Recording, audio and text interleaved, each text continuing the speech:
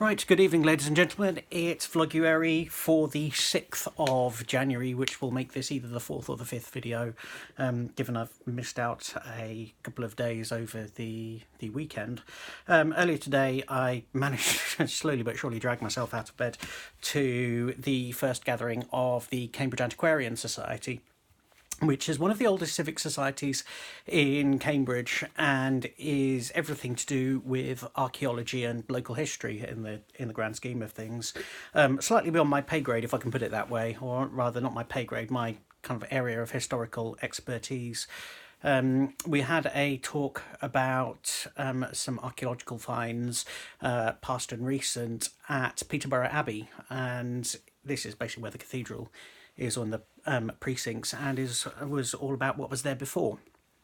And so it was all about the stonework that has been found in the era around the Norman conquest, and looking at and comparing things between, I guess if you can put it this way, Anglo-Saxon church styles and Norman church styles. And I guess for somewhere like Cambridge, which is like full of churches and some really old ones as well, there are kind of like some styles amongst other things that are that look strangely familiar, though obviously the as far as abbeys are concerned, obviously the big one that stands out locally here is Barnwell Abbey.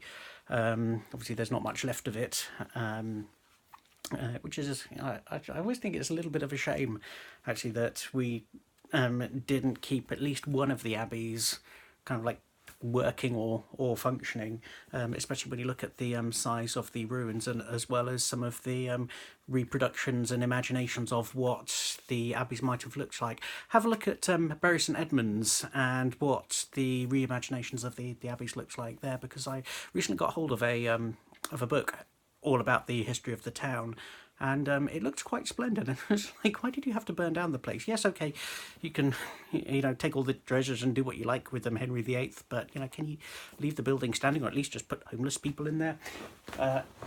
Now, talking about all things local history, funnily enough, one of the members of the Cambridge Antiquarian Society who signed up in 1908 is one of my historical heroes, and that's Eglantine Jebb, the founder of Save the Children and the author of this book,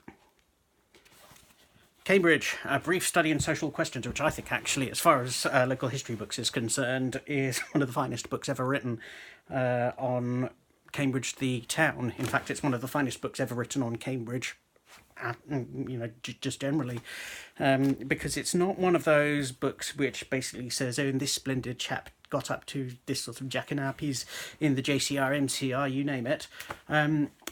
But actually in the first two chapters of the book, it really gives a wonderful history of Cambridge between 1800 and 1900. Now, if you ask some of our local historians around here, in particular Alan Brigham, they will tell you that actually in Cambridge's history, that was the most significant period of expansion, because the town expanded from 9,000 to 40,000. So that would be the equivalent of the city of Cambridge from my childhood to really 2080, expanding from a town the size of about 100,000 to 400,000, which is quite something. Anyway, one of the reasons why I keep on pulling this book out, and not least because of the marvellous job Barry Brignall and friends on Gwyder Street did in restoring this book, which was actually a really nice gift given to me by the Cambridgeshire collection, because I think they've got one or two other copies of it, and this was their one that was, I guess, in the worst state of repair. They said, well, we're running out of space, would you like it? And I said, well, it's gold dust, I would love it. Furthermore, it's the 1908 version, which is the second version, where Eglantine basically said, right, councillors, progress check. And so I took it to Brignall's and said, can you restore it? And I think, as you can just see from the well, if you can see, apologies for the shining light behind there, the quality of the restoration is just absolutely splendid. And like I said, it's one of those books really for me that that stands the test of time when you look at her recommendations.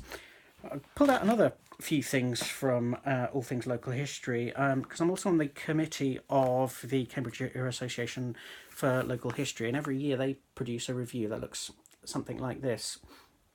Now, if you look at the back of each of these books, certainly the ones that have been produced in modern times, they have a list of all of the main articles that the volunteers and researchers have been putting in. For those of you who are keeping an eye on all things local transport in and around Cambridge, Tony Kirby's history of transport in Cambridge actually makes for very interesting reading.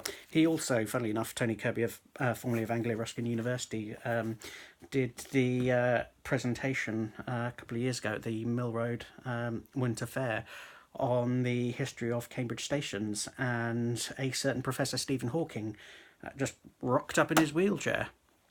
And none of us had any idea that actually he was really passionate about local railway history. Obviously, tragically, several months later, he passed away. And so it was kind of a privilege to be at possibly one of his last ever public appearances anywhere. And again, talking of local history, and this is one of the reasons why I often state it's part of the challenges of just bringing all those multiple threads together. Paul Carter's researched and published a number of two very interesting books actually on buses. And again, I beat this as a member of the founding member of the Cambridgeshire Local Bus Users Group, and it's I mean, for me, it's fascinating to see, not least because Paul's done an excellent job in terms of going into the archives and pulling out some photographs of the horse-drawn tramways that we used to have. And I'll leave on this little anecdote in that 1914, the tram company was losing money hand over fist, and there was a petition in the High Court from the Borough Council or the Corporation of Cambridge, effectively to wind it up. And a group of protesters basically said, no, don't wind it up, electrify the damn thing. And so they actually went all the way down to London to the High Court to make their case, and the High Court judge basically said, look, actually, I sympathise with you. I think it'd be great for Cambridge to have an electrified tram system. Problem is, there's nothing in law to stop the county council from having the winding up order granted, and unfortunately had to grant it. Now, that was in the spring of 1914. Had that winding up order not been presented at that time of the year, but let's say they'd wanted to have gone ahead with it, let's say in the autumn of that year, after the outbreak of World War One, it may well have been that actually that winding up order may not have gone through, because actually what probably would have happened is the entire tram company and all of its assets would have been seized by the military for use in transporting lots and lots of goods and material. I can imagine it would have been very useful for the military to have had all of that available to them on the outbreak of war, because we can see from a lot of the photographic evidence in the collection of just a sheer amount of men and material that was being transported throughout the town, and it was a town that really wasn't prepared for it. Anyway, I shall leave it there. Crikey, 9 minutes. I'll do a short one next time.